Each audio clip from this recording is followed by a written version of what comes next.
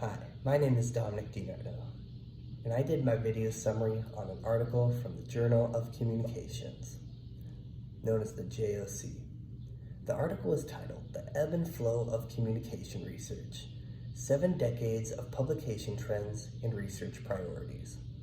One of the major questions they asked in this article, if you had to have a portrait of prioritized research during that time, what would it look like? What they found is there would be no such portrait, since communication research during this time was forever changing. The trends are different, and a lot of other stuff was different too.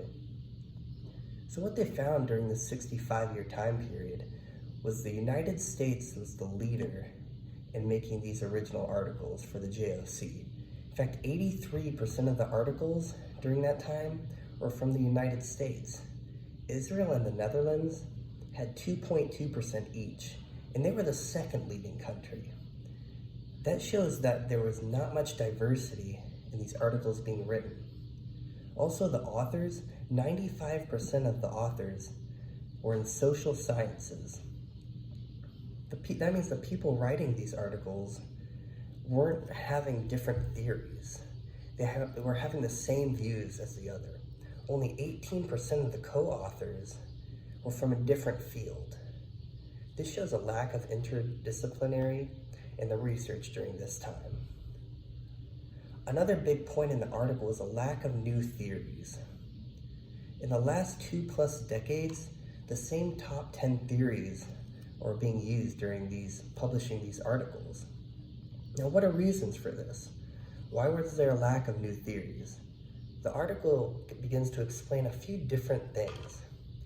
One of the things was the funding. The funding has actually been quite even throughout the years. Through 1951 through 2016, it only decreased 3%. But one of the major things is where the funding was coming from. Before, the governments were providing a lot of the funding. That has dwindled down a lot now. In today's research, the universities are providing the majority of the funding. Well, the states and the governments are providing the minimum. This means the universities are controlling what theories are used in these research. That's a big part of why there are no new theories being developed. So another thing is the editor effect.